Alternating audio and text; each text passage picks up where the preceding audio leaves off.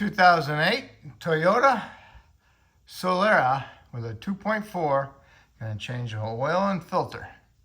What you want to do is jack it up and support it properly. Properly, I mean using jack stands if you're using a jack. If you're using the drive-on ramps, then that's okay. Just make sure you put some blocks behind the back wheels so it doesn't roll backwards. You need a 14mm wrench or a socket and loosen up your drain plug. And then you want to remove it and have your pan ready. So when you get it out, the gasket stuck to the oil pan. So it makes it kind of hard to remove the plug. So there we go. All right. And I'll remove the plug and I'll let it drain.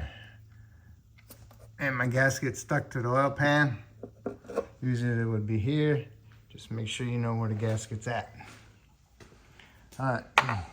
While that's draining, if you got the tires off the ground, I'm gonna go ahead and grab the tires on the outside. Left hand there, right hand here. Push, pull. See if you feel any play in the suspension. And you can do it at 6 and 12. Do the same thing, see if you feel any play that way. Checking wheel bearings. First way is checking tie rod ends. And then just go underneath and inspect your bushings. Make sure you're not totally cracked and coming out of the outer part of it. And also you want to check your sway bar links. You can go over here and you grab your sway bar. You can push and pull up and down. See if you hear any clunkety noise in those also. You'll get those when you're driving over small bumps. You'll get the clunkety clunk, like clunks from that. All right, so you also want to inspect for oil leaks. Look at your trans. And then you want to inspect your exhaust. See if you see any big holes in it. Of course, you would hear that also. And just inspect underneath if you can make it that far. Inspect your fuel lines and your brake lines. Make sure they're not rusted out. So you'll see things going to happen in the future. Okay. And just inspect your rear brakes. Make sure they're not leaking any fluid. They would be all soaked and collecting dirt out of your calipers, okay? So, now that your oil's done draining, you want to remove the gasket if it's stuck on there and put it on your plug. You should replace it every time you change your oil. You can always get them online or at Amazon and buy them in a package, okay? So then, I'm gonna do that. I'm gonna get my gasket and put my plug in. Okay, here's my old gasket, and here's my new one. All right, so now I'm gonna put that one up in there. Get it in the hole. See, now it spins a lot easier, huh? All right, now I'm gonna torque that to 18 to 33 foot-pounds. I'd go 20. All right. After you get that torqued, drain plug, and your filter is right here. Get your filter pliers or whatever and loosen the filter up and unscrew it. And then get it totally off and let it drain into your pan. And then when it's done dripping, go ahead and get your new filter. Put some oil on the O-ring on the new filter and screw it up there. All right, you got your new filter. Put some oil on it. I put anti-seize on it, have it from work. That's what we're supposed to do, supposedly. Go and also inspect your area where the filter was at. Make sure it's clean.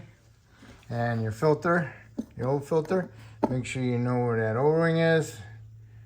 Because if it's not on your filter, it might be stuck up there. And you don't want it stuck up there because you don't want to double gasket it. All right, so now get your filter on there. Turn it as much as you can. Get a rag up in there, and then tighten it up the best you can. Supposed to be hand tight, but I like them a little bit tighter. Get them as tight as you can get them with your hands. Okay, that's it. And wipe everything off, and then double check your tire pressures. Make sure you set them to the factory specs, which is on the door sticker, and then lower it back down to the ground, and then put your oil in. All right, remove the oil cap. I have to use a pair of pliers, break it loose, it's kind of tight. Get a long skinny funnel, stick it in there because there's a deflector right there. So you want to get it past that. Just stick it in there, pour 4.5 quarts of 520 in there. Don't be in a hurry because you overflow your funnel.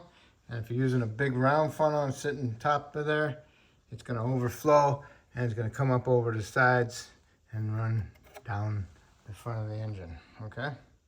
So you don't want to do that. So you just want to be patient and pour it in slowly. 4.5 quarts. Once you get 4.5 quarts in there, take your filter off. Put your cap back on.